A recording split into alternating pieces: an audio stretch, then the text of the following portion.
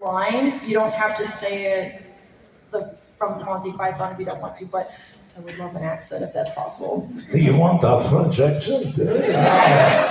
That is not difficult because when French people come to live in England, they live there for something like 70 fucking years. After 70 years, they're still speaking like this. And the Italians are terrible too. Those are the two who are worse, and the people who are really good at reading speech, speaking English, are the Dutch and all the Scandinavians. They speak much better English than the English do. Is that answer you? Do you like that spaghetti? All right, go jump in the fucking lake.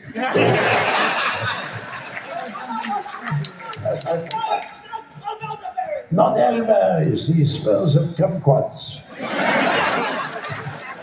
Hey, what's your name? Hi, I'm James. When the world around you can sometimes feel really unfunny, what's your advice for staying affectionate and positive in your writing and in your performance? Well, I don't think I particularly want to stay very positive, except in the mood, in terms of the mood. But I very much like black humor, and a lot of people enjoy it. And it's the kind of humor that it probably would cause many of the extreme people, great pain. But I regard that as their problem, because I would challenge somebody to say something to me that is so unpleasant that I can't survive it. The answer is they won't be able to. I mean, the worst taste joke I ever made is I went out in front of the audience and I said I'm a little bit depressed today, and they said, "Oh, well, they're very nice." And I said, "Yes, I'm a bit down because one of my ex-wives died." And they went, "Oh," and I said, "Unfortunately, it was the wrong one."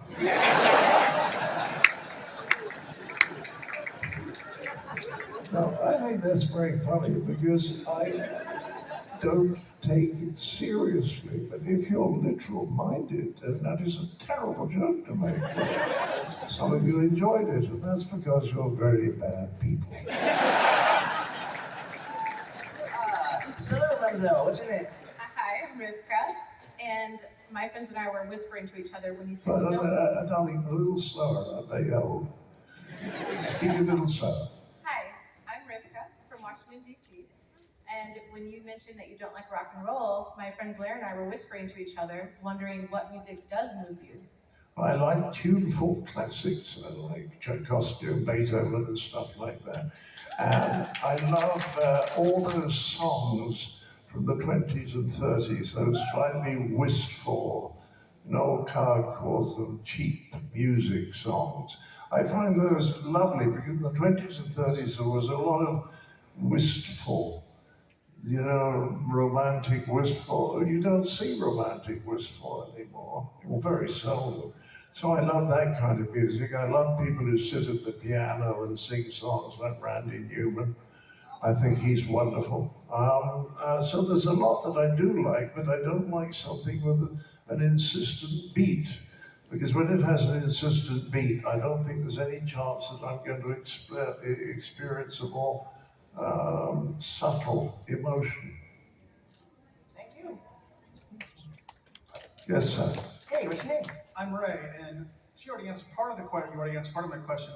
What art moves you besides music? What films that have you seen recently that have moved you? Well, it's a very strange thing, but I've almost stopped watching television and films, and I don't know why. Except that as you get older, your tastes tend to stay the same. And I used to love watching thrillers, Alfred Hitchcock films like that. And then I loved watching comedies, particularly American comedies, because when I was a teenager, most of the comedy in English television was American. I know that will surprise you, but we had George Burns, we had Jack Benny, we had Amos and Andy, though I shouldn't have said that. We also had Sergeant Bilko. and Joan Davis. I mean, half of the comedy we had. Danny Kaye always did the big film. Then I grew up on the earlier comedy, all of which was made in America. Charlie Chaplin, Buster Keaton, all of the W.C. Fields, the Marx Brothers, all this absolutely fabulous comedy. Now I forgot what the question was. What is there anything? So is there anything? Anything you've been enjoying lately? Well, I love Eddie Izzard. Eddie Izzard is terrible. And there's a guy I just met recently called Gaffigan, and he is extraordinarily funny. He was talking about people who decided to go to make it from the East Coast to the West Coast, and people suggested to them, why don't you just go as far as the Midwest? Because the Far West is a lie. He does very simple routines. Jim Gaffigan. Who else do I like? I think Ricky Gervais is very funny. Because as they say, he just doesn't give a fuck. And nobody else does either, you know? So, but on television, I'll tell you what happens. I get on a plane and I suddenly think I'll watch a movie. And I go through the list of movies, and there is literally nothing there that I personally find interesting. So when I was flying to DC at the beginning of the week from Dubai, and I had 14 hours on the plane, I watched a Charlie Chaplin movie, a silent movie, called Modern Times. I'd never seen it before. And of course, a lot of it is breathtakingly good. You know, but younger people, with respect, are always interested in the next thing. And if you really want to see good stuff, you ought to go back to the beginning of the century and watch the two best things from each year. And you'll see nothing, it'll be a cornucopia of beautiful things. You look at the movies they made in 1939, just look at the list of them, and you realize they were actually making better movies then, because I think it was a more grown-up society in those days. I think one of the great mistakes that Americans made was giving children money. You know? They should have kept them much shorter. Americans are much too generous. I always like what King Edward VIII said. He was the one who abdicated. He said, what I really admire about America is the way that parents obey their children.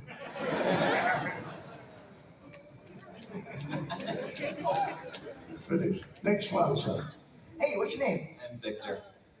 One of my favorite films of yours and that you've performed and written is A Fish Called Wanda. And it may not be the first movie that you wrote solo, but after collaborating with Monty Python and you worked with Connie Booth on Faulty Towers, what was it like and how's it different writing something solo? That's a very interesting question, yes, because what I like about writing with someone else, which is why I write with my daughter Camilla now, is that if you bounce things backwards and forwards, you're likely to get to places that you wouldn't get on your own. It's a sort of diversity. If you've got two people there throwing ideas off each other, that one of them might misunderstand what the other one says, but understand it as a really good idea when it wasn't.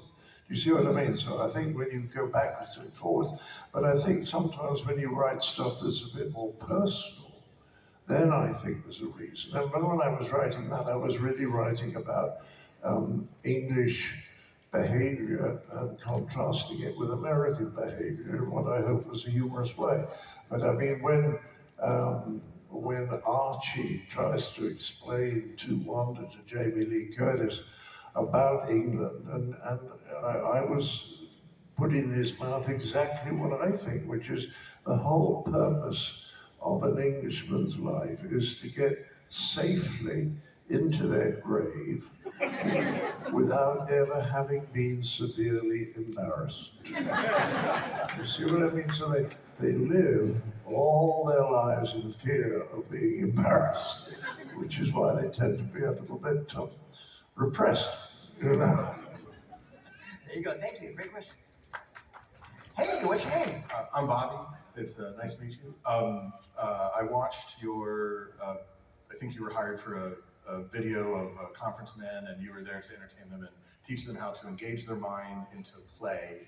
And I really loved that dialogue you had, especially you told that your castmates would leave after 15 minutes and you have to engage your brain more and longer.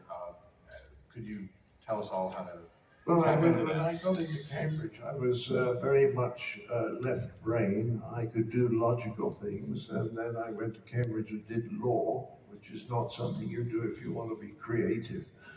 And then I discovered I could make people laugh by writing stuff, and I suddenly realized that this was creative, and I'd never thought of myself as being the slightest bit creative. So over the next literally 60 years, I watched what was happening and what helped to make me creative. And what I realized is that the most creative and unexpected thoughts come from your unconscious, because your unconscious is extraordinarily powerful, but it's very hard to control. So you have this extraordinary cornucopia of possibilities coming from the unconscious. I'll give you an example. Some psychologists set up an experiment. They got a group of people, sat them down, and on the screen they projected Chinese characters, you know what I mean, ideograms. And they asked them back a few days later, and they said, "We're going to show you some more. Some you saw last week, some you. We want you to tell us which ones you saw last week." And the results were hopeless. I mean, no better than chance. People just couldn't do it. Then they repeated the experiment, but on the second day, they didn't say, "Tell me the ones you've seen before." They said, "Tell me the ones that you kind of like the shape of, the ones you look at them, you think, yeah, I like that one, and no, I don't like that one so much." And what they discovered was that the ones they liked were the ones they'd seen the previous week. So in some extraordinary way, the mind knew that, but it didn't say, "Hey, you saw this last week." They just made you feel slightly better. So there's that extraordinary powers down there, but the way that it's expressed is not in neatly typed out little messages from the unconscious, it's in terms of feelings. And so when you're being creative, you've got to allow these little thoughts and feelings and curiosities to predominate in your way of thinking. So when you have to create a situation, basically, very light meditation, where you can play without interruptions, because every time you're interrupted, every time it's 10 minutes down the drain before you get back where you were before the interruption. You've got to avoid that.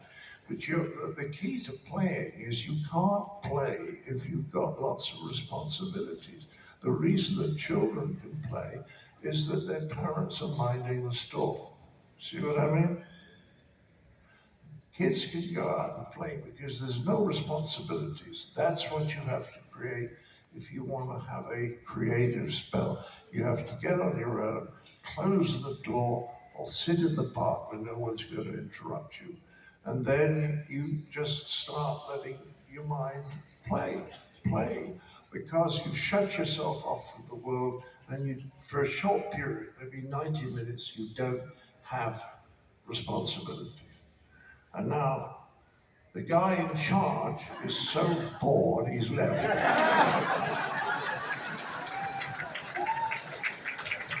Okay?